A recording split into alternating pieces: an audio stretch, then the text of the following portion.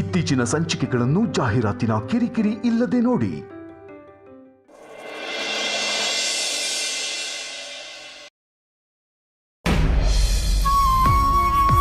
ಅದಿತಿ ಮದುವೆಗೆ depot friends, auto ಡ್ರೈವರ್ಗಳು ಇವರೆಲ್ಲರನ್ನು ಕರೀಬೇಕು. ಇಲ್ಲದೇ ಇದ್ರೆ ಜೀವನ ಪೂರ್ತಿ ಹಂಗಿಸ್ತಾರೆ, ಕರೀಲಿಲ್ಲ ಅಂತ. ಮಾವಯ್ಯ,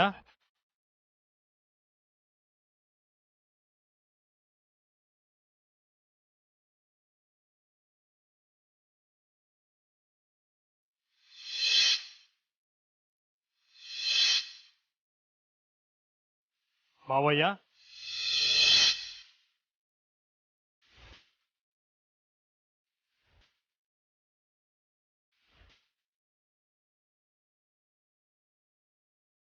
ಏನ್ ಮಾವಯ್ಯ, ಹೇಗಿದ್ದೀರಾ?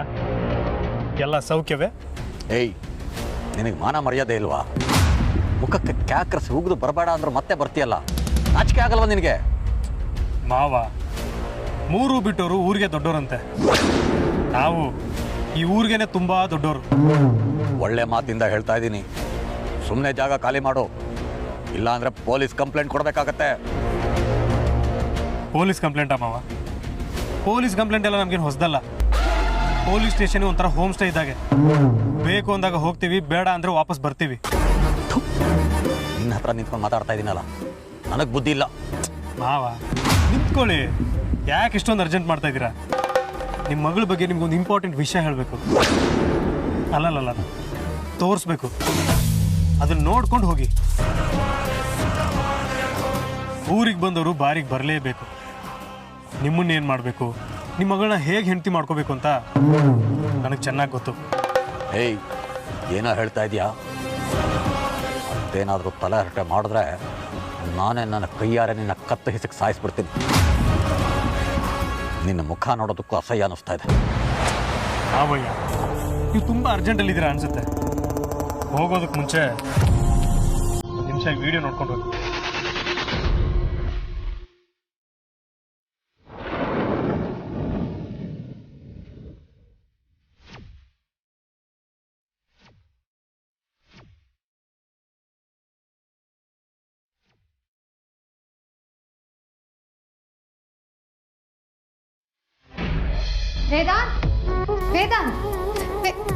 ಏನಾಯ್ತು ಬಜಾರಿ? ನೀನು ಯಾಕೆ ಗಾಬರಿ ಬರ್ತಿದ್ಯಾ? ನಿನಗೆ ಸ್ವಲ್ಪ ಜವಾಬ್ದಾರಿ ಇದೆಯಾ? ಏಯ್, ನಾನೇನ್ ಮಾಡಿದೆ? ನನಗೇನೆ ಬೈತಿದ್ಯಾ? ಓ, ಶುರು ಆಯ್ತಾ ಗಂಡ ಹೆಂಡತಿ ಟಾಮ್ ಅಂಡ್ ಜೆರಿ ಜಗಳ? ವಿರಜ, ನೀನೇನ್ ಮಾಡಿದೆ? ರೌಡಿ ಆದ್ನಿ ಯಾಕೆ ಈ ರೇಂಜ್ ರೊಚ್ಚಿಗೆದಿದ್ದಾಳೆ? ವಿಕ್ರಾಂತ್, ಈ ಬಜಾರ್ ಅದಿತಿಗೆ ಫೋನ್ ಮಾಡಿ ಅರ್ಜೆಂಟ್ ಆಗಿ ಓಡ್ಬಾ ಅಂತ ಹೇಳಿದಾಳೆ. ಪಾಪ ಅದಿತಿ ಏನೋ ಆಗಾಗಿದೆ ಅನ್ಕೊಂಡು ಟೆನ್ಷನ್ ಮಾಡ್ಕೊಂಡು ನೋಡ್ ಬಂದಿದ್ದಾಳೆ. ಏನಾಯ್ತು ರೌಡಿ ನದ್ನಿ? ಚೋಟ ನದ್ನಿನ ಯಾಕೆ ಕರೆಸ್ತಿದ್ಯಾ? Anything important? ಬಾವಾ, ಇವತ್ತೊಂದು ವಿಷಯ ಇತ್ಯರ್ಥ ಆಗ್ಲೇಬೇಕು, ಅದಕ್ಕೆ ಬರೋದಕ್ಕೆ ಹೇಳ್ದೆ. ಸರಿ, ಅದೇನು ಅಂತ ಹೇಳು, ಇಲ್ಲೇ ಬಗೆಹರಿಸೋಣ. ಅದೆಲ್ಲ ಒಬ್ರು ಇಬ್ರು ಮುಂದೆಲ್ಲ ಹೇಳೋದಕ್ಕಾಗಲ್ಲ. ಪಂಚಾಯತಿನ ಸೇರಿಸಿ ಎಲ್ಲರನ್ನೂ ಕರೆಸಿ ಎಲ್ಲರ ಮುಂದೆ ಹೇಳ್ತೀನಿ. ಅಮ್ಮು, ನಾನೇನಾದ್ರೂ ತಪ್ಪು ಮಾಡಿದ್ದೀನೇನೆ? ಸುಮ್ಮನೆ ನಿಂತ್ಕೊಳ್ಳೆ. ರೀ ಕಾಂತ, ಸೇರಿಸಿ ಪಂಚಾಯತಿನ. ಸರಿ ಮೇಡಮ್, ಪಂಚಾಯತಿಗಲ್ವಾ, ಕರೆಸ್ತೀನಿ. ಫಸ್ಟ್ ಕೆಲಸ ಮಾಡಿ, ಎಲ್ಲರಿಗೂ ಬರೋದಕ್ಕೆ ಹೇಳಿ. ಪಕ್ಕನಾ? ಈ ರೌಡಿ ಬಗ್ಗೆ ಹೇಳಿದ್ಮೇಲೆ ಮುಗೀತು ಎಲ್ಲ.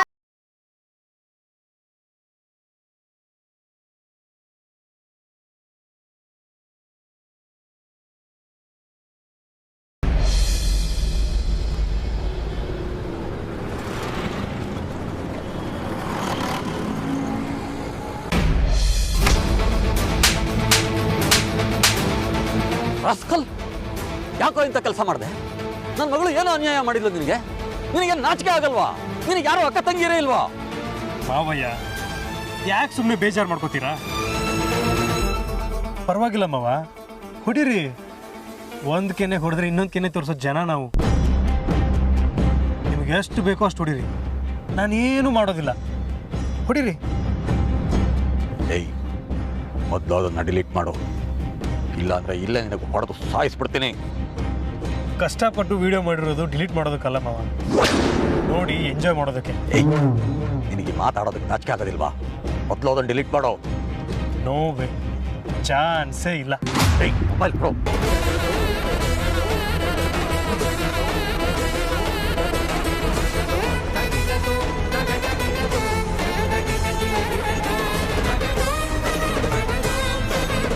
ನಿನ್ನ ಕೈ ಮುಗಿತೀನಿ. ನನ್ನ ಮಗಳು ಬಾಳ ಜೊತೆ ಆಟ ಆಡಬೇಡ, ಅದನ್ನು ಡಿಲೀಟ್ ಮಾಡಿಬಿಡು. ಮಾವ, ನಿಮ್ಮ ಕಷ್ಟ ನಂಗೆ ನೋಡೋಕ್ಕಾಗ್ತಾ ಇಲ್ಲ.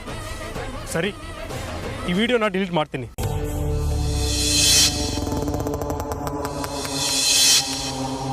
ಆದರೆ ಅದರಿಂದ ನನಗಾಗೋ ಲಾಭ ಏನು? ಏಯ್,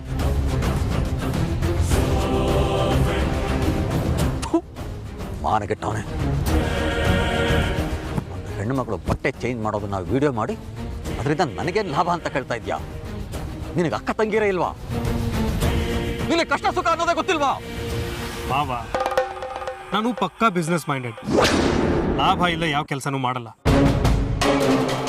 ಹೇಳಿ, ಈ ವಿಡಿಯೋ ಡಿಲೀಟ್ ಮಾಡೋದ್ರಿಂದ ನನಗೇನು ಸಿಗುತ್ತೆ? ಅದೇನು ಬೇಕು ಅಂತ ಬಗಳು. ಇದು ಒಳ್ಳೆ ಅಪ್ಪನ ಲಕ್ಷಣ ಅಂತಂದ್ರೆ. ನಾನು ಈ ವಿಡಿಯೋ ಡಿಲೀಟ್ ಮಾಡಬೇಕು ಅಂದ್ರೆ ನೀವು ಅದಿತಿ ಮದುವೆನ ಧ್ರುವನ್ ಜೊತೆ ಕ್ಯಾನ್ಸಲ್ ಮಾಡಬೇಕು. ಅದೇ ಮುಹೂರ್ತದಲ್ಲಿ ಅವಳ ಜೊತೆ ನನ್ನ ಮದುವೆ ಮಾಡಿಸ್ಬೇಕು. ಸಾಧ್ಯ ಇಲ್ಲ. ನಿಶ್ಚಿತಾರ್ಥ ಆಗಿರೋ ಮದುವೆನ ನಿಲ್ಲಿಸೋದಕ್ಕೆ ಸಾಧ್ಯ ಇಲ್ಲ. ಮಾವ, ಇದು ನೀತಿ ನಿಯತಿನ ಕಾಲ ಅಲ್ಲ. ಆಗಿರೋದು ಜಸ್ಟ್ ಎಂಗೇಜ್ಮೆಂಟು, ಮದುವೆ ಅಲ್ಲ. ಸೊ ಇದು ನೀವು ಆರಾಮಾಗಿ ನಿಲ್ಲಿಸ್ಬೋದು. ನಾನು ನಿಮ್ಗೆ ಇನ್ನೂ ಒಂದು 2-3 ದಿನ ಟೈಮ್ ಕೊಡ್ತೀನಿ. ಒಂದು ಒಳ್ಳೆ ನಿರ್ಧಾರಕ್ಕೆ ಬನ್ನಿ. ಅದಿತಿ ಜೊತೆ ನನ್ನ ಮದುವೆನ ಫಿಕ್ಸ್ ಮಾಡಿ. ಅವಾಗ ನಾನೇ ಈ ವಿಡಿಯೋನ ನಿಮ್ಮ ಕಣ್ಣು ಮುಂದೆನೇ ಡಿಲೀಟ್ ಮಾಡ್ತೀನಿ. ಇಲ್ಲ ಅಂದರೆ ಸೋಷಿಯಲ್ ಮೀಡಿಯಾದಲ್ಲಿ ಹಂಚ್ಬಿಡ್ತೀನಿ. ನಿಮಗೆ ಗೊತ್ತಲ್ಲ, ಇಂಥ ವಿಡಿಯೋಗಳಿಗೆ ಸ್ವಲ್ಪ ಡಿಮ್ಯಾಂಡ್ ಜಾಸ್ತಿನೇ ಇರುತ್ತೆ.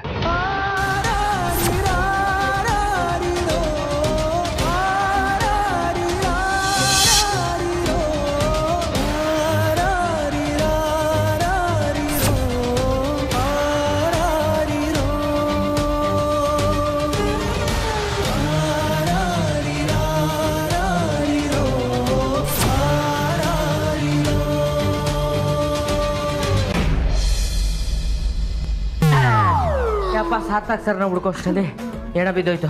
ರೌಡಿ ಮೇಡಮ್, ಎಲ್ಲಾರನ್ನೂ ಪಂಚಾಯತಿಗೆ ಸೇರಿಸಿದ್ದೀನಿ. ನೀವಿನ್ ಮುಂದುವರಿಸ್ಬೋದು. ಲೇ ಅಮ್ಮು, ನೀನು ಹೀಗೆ ಎಲ್ಲರೂ ಪಂಚಾಯತಿ ಸೇರಿಸಿದ್ ನೋಡಿದ್ರೆ ನಂಗೆ ಯಾಕೋ ಭಯ ಆಗ್ತಿದೆ. ಅದೇನಾದ್ರೂ ಆಗಿರ್ಲಿ, ನನ್ನ ಧ್ರುವನ್ ವಿಷಯ ಏನಾದ್ರೂ ಆಗಿದ್ರೆ ನಿನ್ ಕುತ್ಕೆ ಇಟ್ಕಿ ಹೋಗ್ಬಿಡ್ತೀನಿ ಅಷ್ಟೇ. ಏನೇ ಅಂದ್ರೆ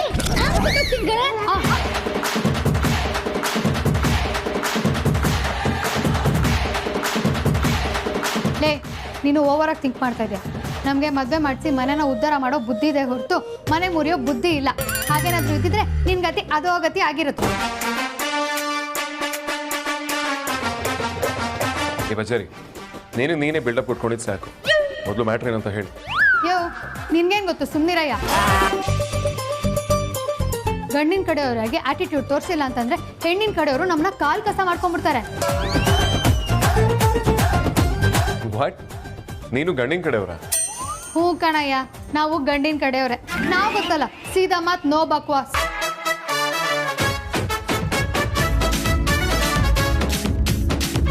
ಹಾಗಾದ್ರೆ ನಾವ್ಯಾರ ಕಡೆ? ನೀನೇ ಊರು ತುಂಬಾ ಹೇಳ್ಕೊಂಡು ತಿರ್ಗಾಡ್ತಿದ್ದಲ್ಲ, ನಾವ್ ಹೆಣ್ಣಿನ ಕಡೆಯವರು, ಎಲ್ಲ ಜವಾಬ್ದಾರಿ ನಾವೇ ತಗೋತೀವಿ, ಮದುವೆ ಮನೆ ತುಂಬಾ ನಾವೇ ಓಡಾಡ್ತೀವಿ ಅಂತ. ಸೊ ಅಲ್ಲಿಗೆ ನೀವು ಹೆಣ್ಣಿನ ಕಡೆಯವರು ಅಂತ ಕನ್ಫರ್ಮ್ ಆಗಿದೆ.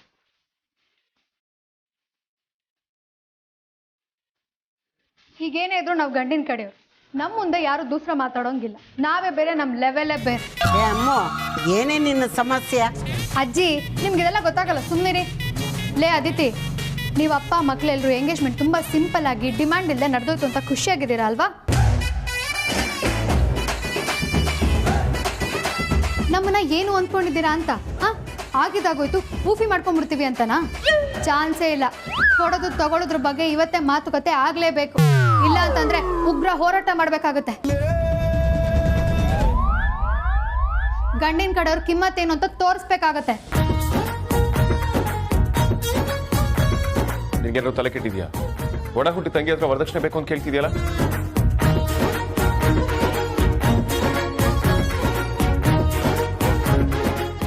ಅಮ್ಮು ನೀನು ಯಾವಾಗಿಂದಾನೆ ಹೀಗಾದೆ? ಅಲ್ಲ, ವರದಕ್ಷಿಣೆ ತೊಗೊಳ್ಳೋದೇ ತಪ್ಪು ಅಂತಾರೆ, ಅಂಥದ್ರಲ್ಲಿ ನೀನು ಸ್ವಂತ ತಂಗಿ ಹತ್ರನೇ ಲೆಕ್ಕಾಚಾರ ಮಾತಾಡ್ತಿದ್ಯಲ್ಲ. ಅಣ್ಣ ನೀನ್ ಬಿಟ್ರೆ ಇಲ್ಲಿರೋರ್ಗೆ ಎಲ್ರಿಗೂ ಕೌಂಟರ್ ಕೊಡ್ತೀಯ ಅಂತ ಚೆನ್ನಾಗಿ ಗೊತ್ತು. ನೀನ್ ಸ್ವಲ್ಪ ಸುಮ್ಮನೆ ನಿಂತ್ಕೋ. ಯೋ ಬುದ್ವಂತ, ಕೊಡೋದು ತಗೊಳ್ಳೋದು ಅಂತಂದ್ರೆ ವರದಕ್ಷಿಣೆ ಅಂತ ಅನ್ಕೋಬೇಡಿ. ಮತ್ತಿನೇನು? ನಮಗೆ ಮದುವೆ ಪ್ರೊಸೆಸ್ ಎಲ್ಲ ಹೇಗೆ ನಡೆಯುತ್ತೆ ಅಂತ ತುಂಬಾ ಚೆನ್ನಾಗಿ ಗೊತ್ತಿದೆ. ಮೊದಲು ಮದುವೆ ಪ್ರಸ್ತಾಪ ಆಗ್ಬೇಕು, ಆಮೇಲೆ ಹುಡುಗ ಹುಡುಗಿನ ನೋಡ್ಬೇಕು, ಇಷ್ಟ ಆದ್ಮೇಲೆ ನಿಶ್ಚಿತಾರ್ಥ ಆಗುತ್ತೆ, ಆಮೇಲೆ ಮದ್ವೆ ಆಗುತ್ತೆ. ಆದ್ರೆ ನಮ್ಮ ರಾಜಣ್ಣನ ವಿಚಾರದಲ್ಲಿ ಅವೆಲ್ಲ ಏನೂ ಆಗೇ ಇಲ್ಲ. ಡೈರೆಕ್ಟ್ ಎಂಗೇಜ್ಮೆಂಟು, ಕಟ್ ಮಾಡಿದ್ರೆ ಮದ್ವೆನೆ.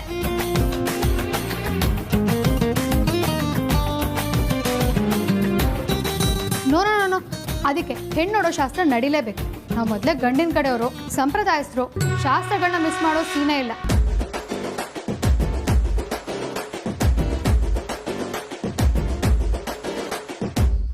ಈ ಕಣ್ಣಲ್ಲಿ ಇನ್ನೂ ಏನೇನು ನೋಡಬೇಕು?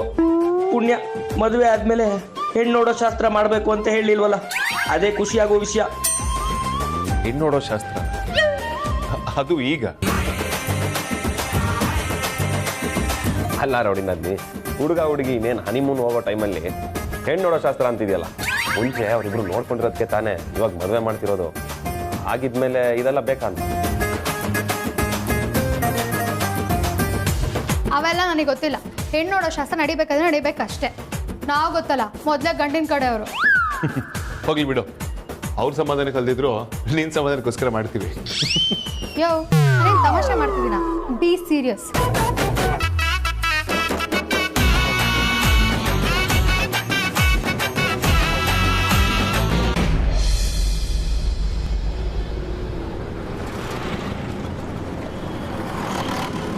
ಅಮ್ಮ, ನೀನ್ ಏನಾದ್ರೂ ಮಾಡ್ಕೊ, ನಂಗೆ ಹೊಸ ಫೋನ್ ಬೇಕು ಅಷ್ಟೇ. ಏನ್ ಅಂಜು ನೀನು ಇಷ್ಟು ದಿನ ಇಲ್ದಿರೋದು ಇವಾಗ ದಿಢೀರಂತ ಹೊಸ ಫೋನ್ ಬೇಕು ಅಂತ ಕೇಳ್ತಿದ್ಯಲ್ಲ, ಏನ್ ಸಮಾಚಾರ? ಮಾ, ನನ್ನ ಫ್ರೆಂಡ್ಸ್ ಹತ್ರ ಎಲ್ಲ ಹೊಸ ಅಪ್ಡೇಟೆಡ್ ಫೋನ್ಸ್ ಇದಾವೆ. ಆದ್ರೆ ನನ್ನ ಹತ್ರ ಇರೋದು ತುಂಬಾ ಹಳೆ ಫೋನು.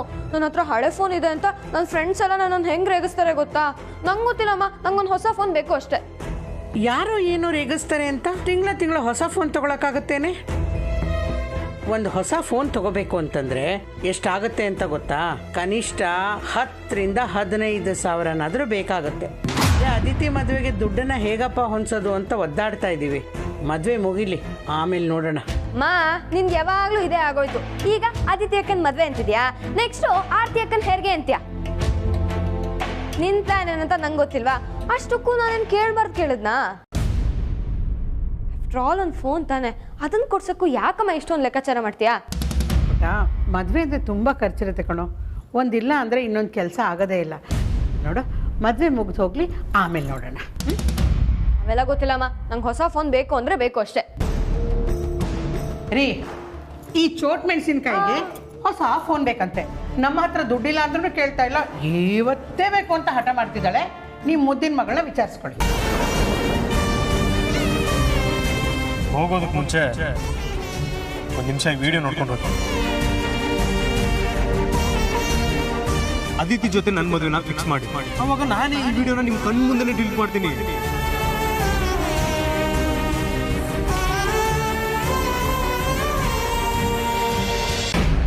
ಬಜಾರಿ, ಗಂಡಿನ ಕಡೆಯವರು ಅಂತ ನೀನು ಒಬ್ಬಳೇ ಇರೋದು, ಮಿಕ್ಕವರೆಲ್ಲ ನನ್ನ ಕಡೆನೇ ಇರೋದು. ಹಲೋ ವೇದಾಂತ್ ಸರ್, ನೀವು ಹಾಗೆಲ್ಲ ಅನ್ಕೋಬೇಡಿ. ನಾವು ಅಂದ್ರೆ ಏನು ತಮಾಷೆನಾ? ಸರಿ, ಈಗ ನನಗೆ ಯಾರು ವೋಟ್ ಮಾಡ್ತೀರಾ? ನಾನು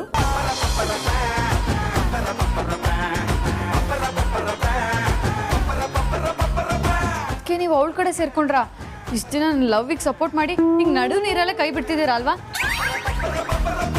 ಎಕ್ಸ್ಕ್ಯೂಸ್ ಮೀ, ನಾನು ಲವ್ಗೆ ಸಪೋರ್ಟ್ ಮಾಡಿದ್ದು ಧ್ರುವಂಗೆ ನೀನು ಸಿಗಬೇಕು ಅಂತ, ನಿನ್ನ ಪರವಾಗಿ ನಿಲ್ತೀನಿ ಅಂತ ಹೇಳಿ ಅಲ್ಲ.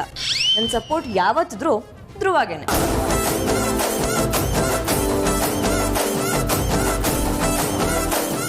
ಅದಿತಿ, ನಾನು ಇರೋವರೆಗೂ ನೀನು ಇದಕ್ಕೆಲ್ಲ ಹೆದರಬೇಡ. Don't worry. Come on boys, ಯಾರ್ಯಾರು ಇದ್ದೀರಾ? ಅಗ್ರಜ, ನಾನು ನಿನ್ ಕಡೆ.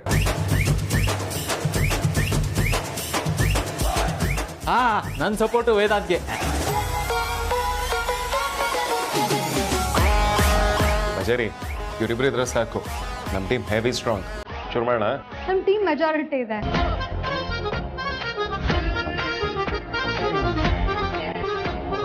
ಅಜ್ಜಿ ನನ್ನ ಓಟು ಅಮ್ಮೂಗೇನೆ.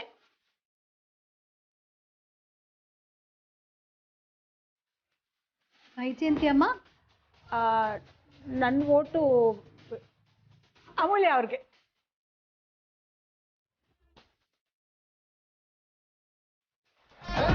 ಆರ್ತಿ ಅಕ್ಕ, ನನ್ನ ಓಟು ಅಮ್ಮುಗೇನೆ.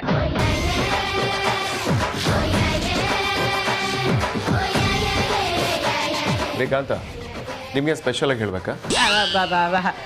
ಸಾರಿ ಬಾಸ್, ಮರ್ತು ಬಿಟ್ಟಿದ್ದೆ. ನಾನು ಬಾಸ್ ಕಡೆ. ರೀ ಕಾಂತ. ಮೇಡಮ್ ನೀವು ಇದ್ದೀರಲ್ವಾ? ಸಾರಿ ಮರ್ತು ಬಿಟ್ಟಿದ್ದೆ. ನಾನು ಮೇಡಮ್ ಕಡೆ. ಯಾಕೆ ಶ್ರೀಕಾಂತ, ಹೇಗಿದೆ ಮೈಗೆ?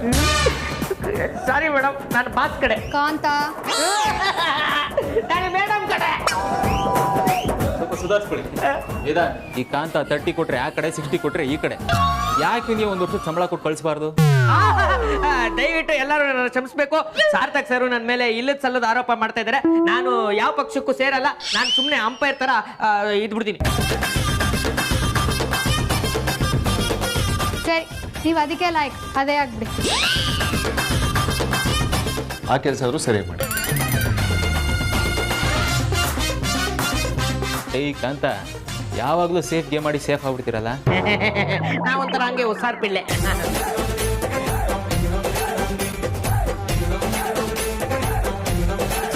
ಏಯ್ ಸರಿ, ಕಡ್ಡಿನ ಗುಡ್ಡ ಮಾಡಬೇಡ. ಏನಂತ ಹೇಳು. ಸಾಮಾನ್ಯವಾಗಿ ಹುಡುಗನ ಕಡೆಯವರು ಹುಡುಗಿ ನೋಡಕ್ ಬಂದಾಗ ಟೀನೋ ಕಾಫಿನೋ ಕೊಟ್ಟು ಹುಡುಗಿ ನೋಡೋ ಶಾಸ್ತ್ರನ ಶುರು ಮಾಡ್ತಾರೆ. ಅದೇ ಥರ ಈಗ ಹುಡುಗಿ ನೋಡೋ ಶಾಸ್ತ್ರನ ಮಾಡಬೇಕು.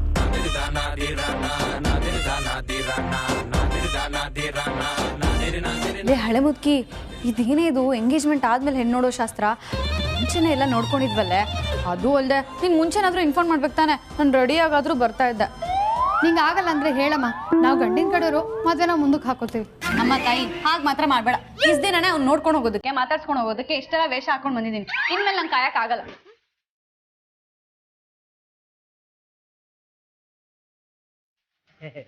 ಸಾರ್ಥಕ್ ಸರ್ ಜ್ಯೂಸ್ ತಗೊಬರ್ತವ್ರಂತೆ. ತುಂಬ ದಾಹ ಆಗ್ತಾಯಿತ್ತು. ಅದಕ್ಕೆ ಸಕ್ಕರೆ ಜೊತೆ ಒಂಚೂರು ಪೆಪ್ಪರ್ ಸಾಲ್ಟ್ ಹಾಕೊಂಡ್ ಬಂದ್ಬಿಟ್ರೆ ತುಂಬ ಚೆನ್ನಾಗಿರುತ್ತೆ. ನಿಮ್ಗೊಂದು ಜಾಪಾಡ್ ಮಾತ್ರ ಹಾಕಿ.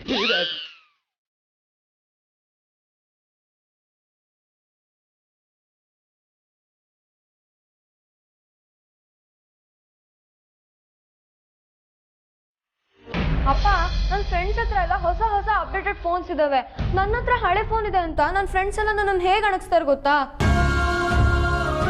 ಹೇ, ನಿಂಗೆ ಒಂದ್ಸಲ ಹೇಳಿದ್ರೆ ಅರ್ಥ ಆಗಲ್ವೇನೆ? ಮನೇಲಿ ಇಷ್ಟೊಂದು ಖರ್ಚಿದೆ ಅಂತ ಹೇಳುವಾಗ ನಿಂಗೆ ಅರ್ಥ ಆಗ್ತಾ ಇಲ್ವಾ? ಬಾಯಿ ಮುಚ್ಕೊಂಡು ತೆಪ್ಪಿದ್ರೆ ಸರಿ, ಇಲ್ಲಾಂದ್ರೆ ಮಗಳು ಅಂತ ನೋಡದೆ ಬಾರಿಸ್ತೀನಿ. ಅಪ್ಪ, ಇನ್ಸ್ಟಾಲ್ಮೆಂಟಲ್ಲಿ ಫೋನ್ ಕೊಡ್ಸಿ ಅಪ್ಪ, ನಾನು ಹೆಂಗೋ ಕಟ್ಕೊಂಡು ಹೋಗ್ತೀನಿ. ಅಂಜು, ಅಪ್ಪ ಈಗ ಮನೆಗೆ ಬಂದಿದ್ದಾರೆ ಕಣೆ, ಯಾಕೆ ತೊಂದರೆ ಕೊಡ್ತಿದ್ಯಾ? ರೀ, ನೀವಾದ್ರೂ ಹೇಳಿ.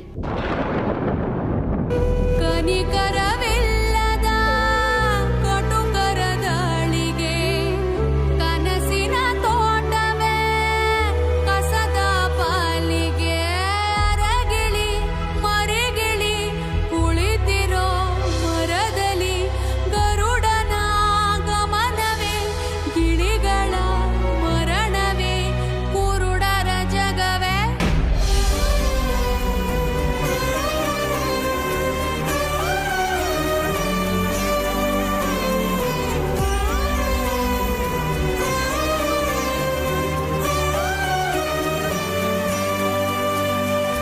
ಬರೀ ಇದೇ ಕೊನೆ. ನೀನು ಇನ್ಮೇಲೆ ನನ್ನ ಮಗಳ ಮೇಲೆ ರೇಗಾಡಬೇಡ, ಅವಳ ಮೇಲೆ ಅಧಿಕಾರ ಚಲಾಯಿಸಬೇಡ. ಇವಳು ಇನ್ನೂ ಚಿಕ್ಕವಳು.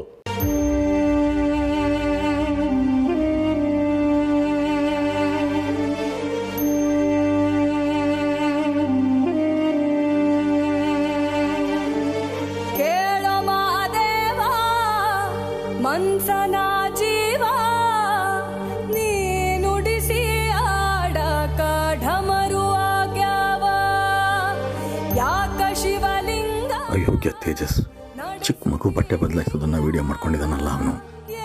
ಅವನಿಗೆ ಏನು ಮಾಡಬೇಕು? ಈಗ ನನ್ನ ಮಗನ ನಾನು ಹೇಗೆ ಕಾಪಾಡ್ಕೊಳ್ಳಿ? ಎಡವಿಸಿ ತಾಳ ಉರುಳಿಸಿ ದಾಳ ನಡೆಸಿದಿ